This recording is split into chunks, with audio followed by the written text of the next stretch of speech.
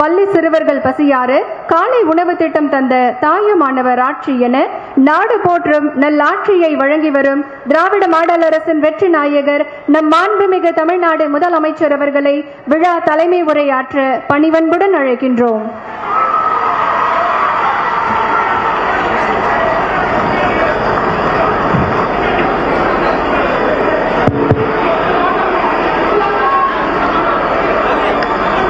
அன்புள்ள மாண்புமிகு பஞ்சாப் மாநிலத்தினுடைய முதலமைச்சர் திரு பகவந்த் மான் அவர்களே, அவரோடு வருகை தந்து இந்த நிகழ்ச்சிக்கு சிறப்பு சேர்த்துக் கொண்டிருக்கக்கூடிய அவருடைய துணைவியார் குர்பித் கௌர் மான் அவர்களே, மாண்புமிகு துணை முதலமைச்சர் தம்பி உதயநிதி ஸ்டாலின் அவர்களே, மாண்புமிகு அமைச்சர் பெருமக்களே, திருமதி கீதா ஜீவன் அவர்களே, திரு மா சுப்பிரமணியம் அவர்களே, திரு சேகர்பாபு அவர்களே, நம்முடைய தோழமை கட்சியின் தலைவர்களில் ஒருவராக விளங்கிக் கொண்டிருக்கக்கூடிய மதிப்பிற்குரிய தோழர் முத்தரசன் அவர்களே, வருகை தந்துள்ள என்னுடைய அருமை தங்கை கனிமொழி உள்ளிட்ட நாடாளுமன்ற உறுப்பினர்களே, சட்டமன்ற உறுப்பினர்களே, தலைமைச் செயலாளர் முருகானந்தம் ஐஏஎஸ் அவர்களே, செயலாளர் திருமதி ஜெயஸ்ரீ முரளிதரன் ஐஏஎஸ் அவர்களே, இந்த நிகழ்ச்சியிலே கலந்து கொண்டு உரையாற்றி இருக்கக்கூடிய எம்.எஸ். சுவாமிநாதன் ஆராய்ச்சி அறக்கட்டளையினுடைய இயக்குனர் மருத்துவர் சௌமியா சாமிநாதன் அவர்களே, அரசு உயர் அலுவலர்களே, பள்ளியினுடைய தலைமை ஆசிரியர் உள்ளிட்ட ஆசிரியர் பெருமக்களே, உள்ளாட்சி அமைப்பினுடைய பிரதிநிதிகளே, வணக்கத்திற்குரிய மேயர் அவர்களே, என் அன்பிற்கினிய மாணவ செல்வங்களே, பத்திரிகை மற்றும் ஊடகத்துறை சார்ந்திருக்கக்கூடிய நண்பர்களே, காலையில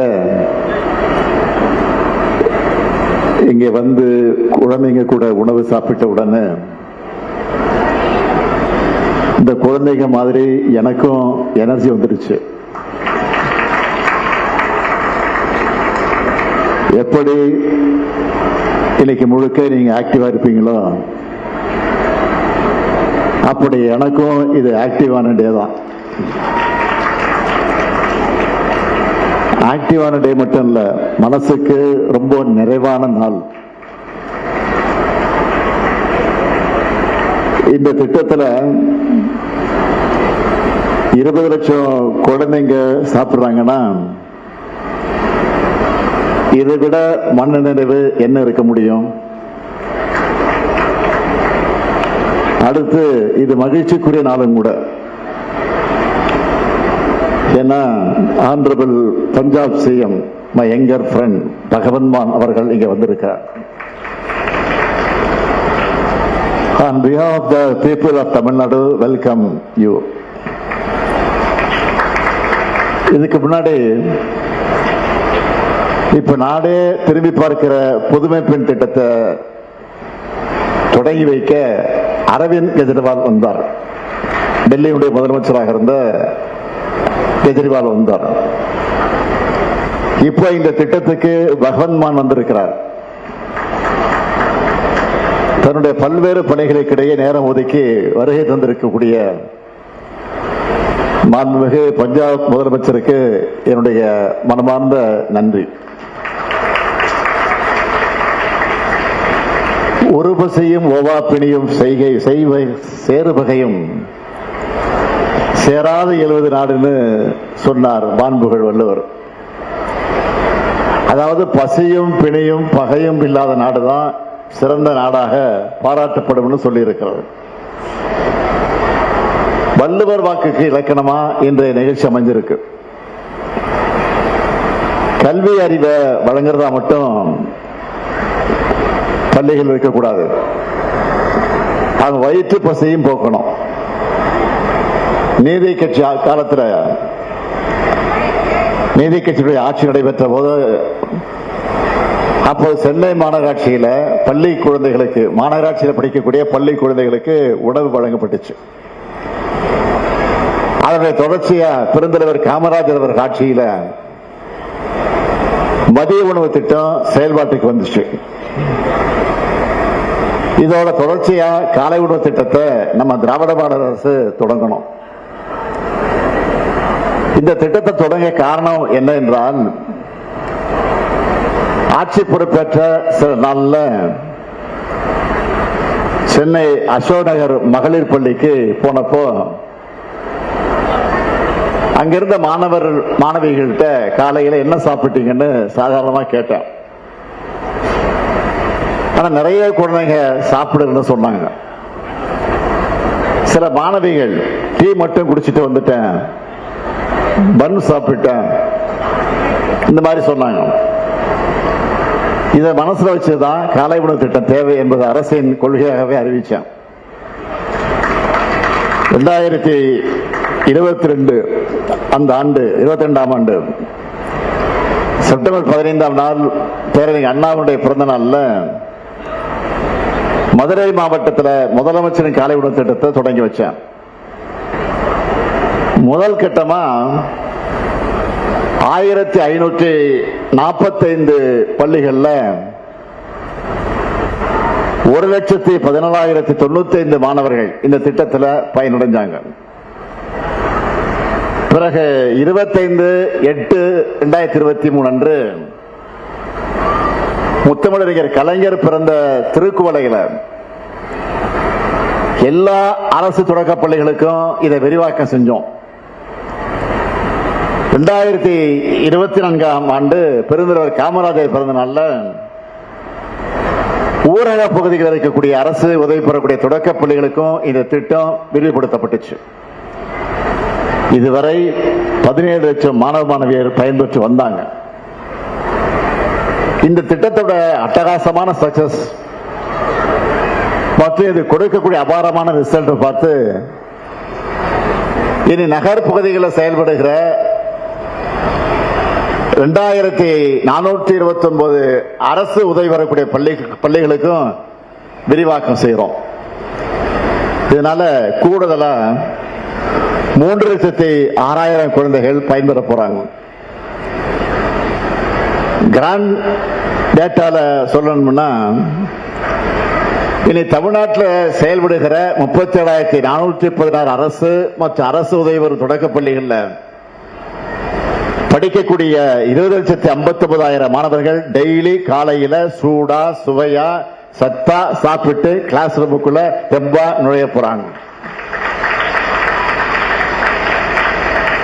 ஆண்டொன்றுக்கு 600 கோடி ரூபாய் மதிப்புல இந்த திட்டம் செயல்படுத்தப்படுது. ஆனா இது செலவுன்னு நான் சொல்ல மாட்டேன். இது ஒரு சூப்பரான சோசியல் இன்வெஸ்ட்மெண்ட். இது எதிர்காலத்தில் நினைச்சு பார்க்க முடியாத அளவுக்கு பல மடங்கு லாபத்தை தமிழ் சமுதாயத்துக்கு தரப்போற முதலீடு இது. எந்நேரம் தமிழ்நாட்டு மாணவ செல்வங்களை நம்பி அவங்க திறமை மேல, அறிவு மேல, ஆற்றல் மேல நம்பிக்கை வச்சு தமிழ்நாடு அரசு இந்த முதலீட்டை செய்யறோம். நீங்க எல்லாரும் நல்லா படிச்சு முன்னேறி தமிழ்நாட்டோட வளர்ச்சிக்கும் உயர்வுக்கும் பணியாற்றினா அதுதான் இந்த திட்டத்தோட உண்மையான வெற்றி. இன்னும் கொஞ்சம் எருமை போல சொல்லணும்னா, இனிமேல் பள்ளிக்கு வரக்கூடிய குழந்தைங்க பசி காரணமா வாடின முகத்தோடும் சோர்வோடும் இருக்க மாட்டாங்க. புன்னகையும் நம்பிக்கையும் ஆர்வமும் சுறுசுறுப்பும் நிரம்பின முகங்களைத்தான் இனி பார்க்க போறோம். காலை உணவு திட்டம் தொடங்கப்பட்டதுல இருந்து நான் இதை க்ளோஸா மானிட்டர் பண்ணிட்டு வரேன். மாநில திட்டக்குழு மூலம் ஆய்வுகள் நடத்தப்பட்டு வருது.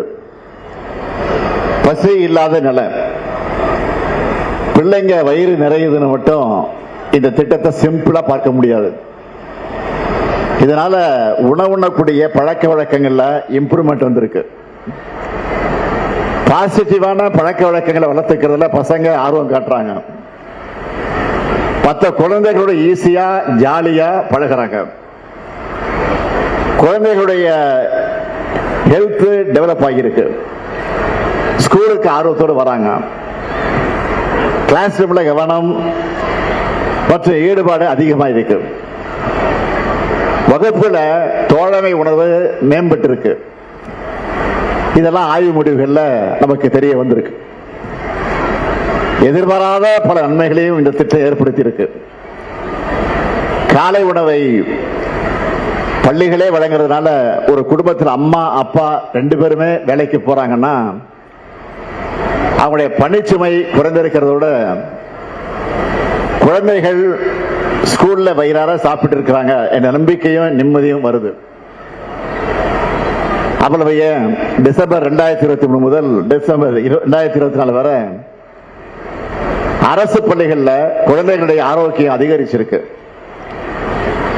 ஹாஸ்பிட்டலுக்கு போறதும் குறைஞ்சிருக்கு. இன்னும் சொல்ற காலை உணவு திட்டத்தால அட்டெண்டன்ஸும் கூடியிருக்கு. கற்றல் திறன்ல முன்னேற்றம் ஏற்பட்டிருக்கு. ஊட்டச்சத்து குறைபாடு குறைஞ்சிருக்கு. நோய் தொற்று வாய்ப்புகள் அதுவும் குறைஞ்சிருக்கு.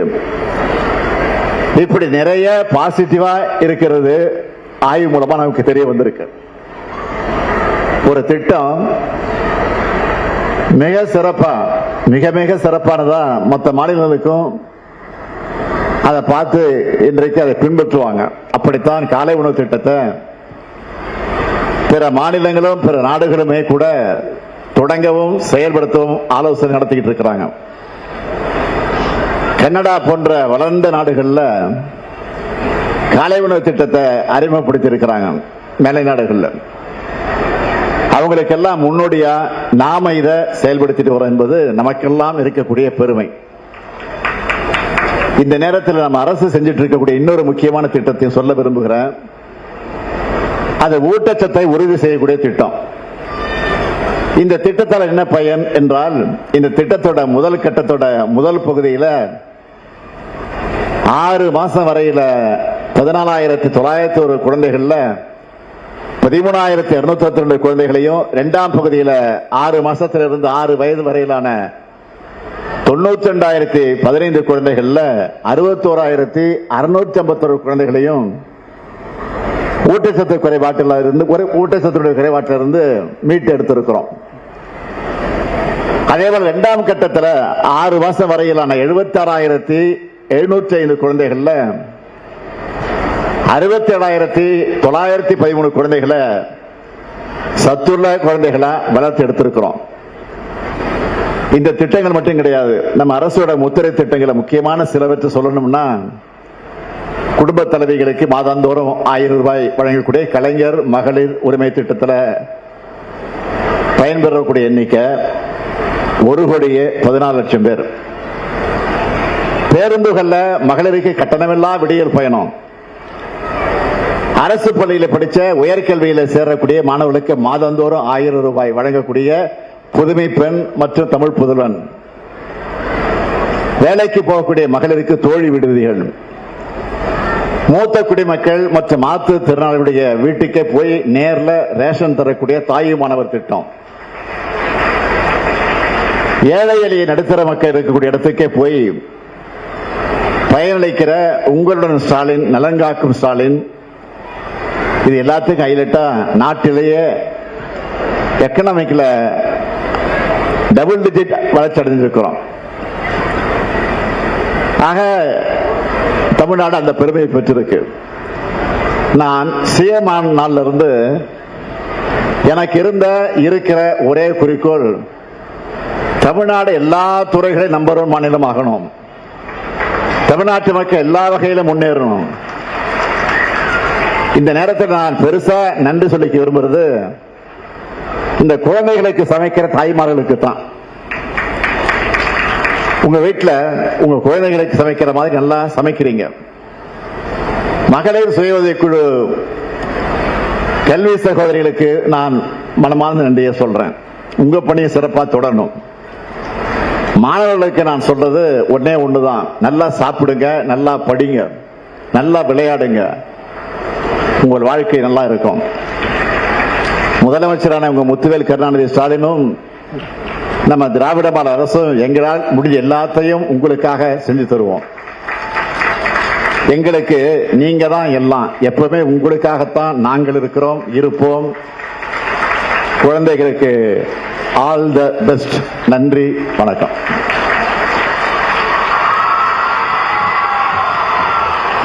விழா தலைமை உரையாற்றி சிறப்பித்த மாண்புமிகு தமிழ்நாடு முதலமைச்சர் அவர்களுக்கு மனமார்ந்த நன்றிகளை தெரிவித்துக் கொள்கின்றோம். இப்போது மருத்துவர் சௌமியா சுவாமிநாதன் அவர்களுக்கு